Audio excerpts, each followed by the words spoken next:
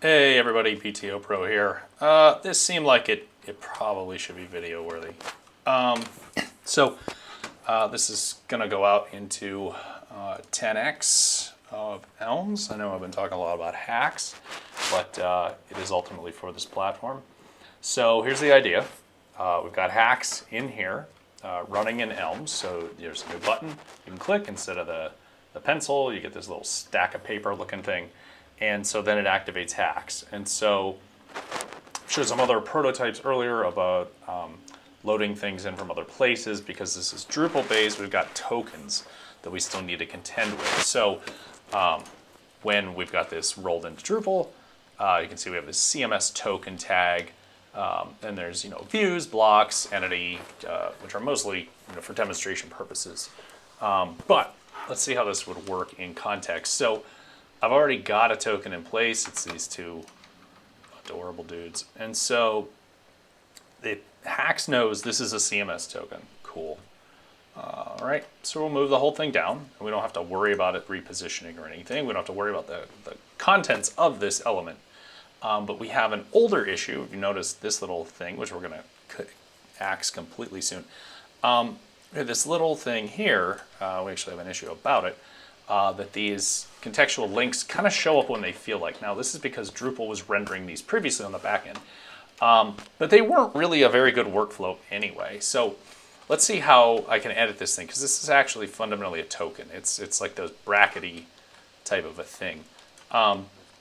So I'm going to hit settings, and I'm going to see my brackety token here. And so this kind of gives me this bridge to this old world, right, where we did remote rendered types of things.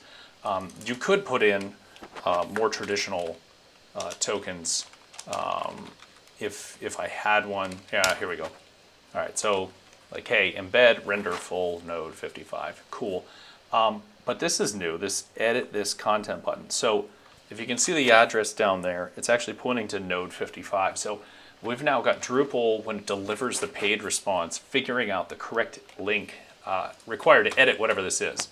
Now, if I go back to my goobers, we can see the link has changed. And so this actually creates a very interesting redirect that if I click this, it's going to correctly send me. Now, it's sent me to the asset management system, but it's scraped off all the Chrome of that asset management system. A bunch of funny dudes. And so if I updated this in some way, updated the content, I'm actually fundamentally interfacing with another Drupal site in this case. Why we do this historically is so that we have kind of an asset management space that can be centrally shared across lots of courses. It could be shared across things that aren't in our traditional course management type of setup. But that specially crafted link and some other funness, the internet is going to do something that's going to make Potter's eyes pop out of his head. So I'm going to hit save. That's going to save to the media system. Then it's going to trigger the window to close, redirect back, which will notice the fact this window has gained focus, send a call out the door, but make sure that the cache entry is correctly destroyed so that it gets that content fresh and then reflects it immediately.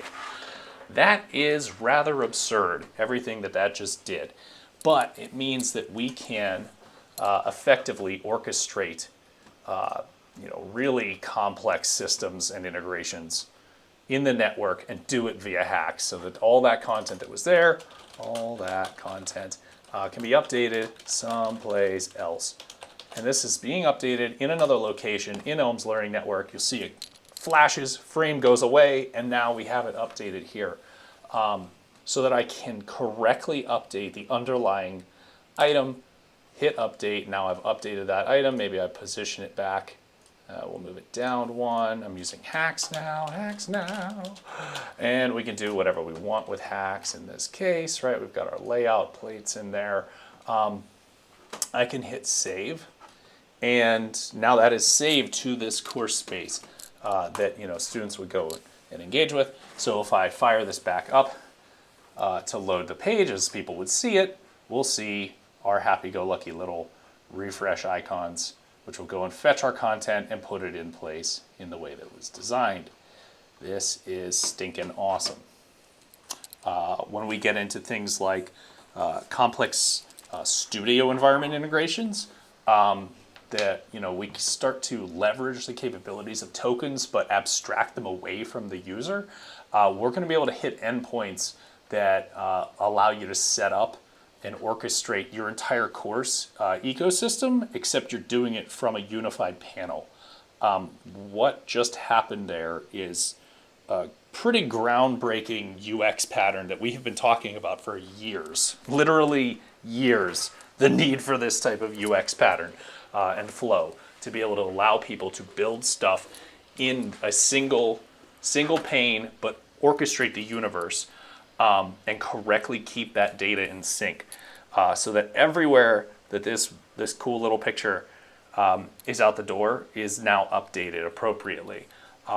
That has big implications for accessibility, for just accountability of media that's in use. And this is a paradigm that we're going to be able to keep leveraging as we build out other systems. So, imagine if you were to say, oh, I really want a discussion board, or I want to have a conversation about this material, being able to invoke a web component via Hax that adds a discussion and then says, hey, do you want me to go set one up? And actually goes and sets up kind of the back end and all the wiring, all the stuff that used to be lots of UIs, both in Elms and really in any system, and bring that UX pattern forward so that you can manipulate it in place, set up this discussion or YouTube video, or pushing a file to Box and presenting it, or uploading assets to your own management system or a different asset management system, or setting up a studio environment, or doing literally everything from this one pane. This is next gen.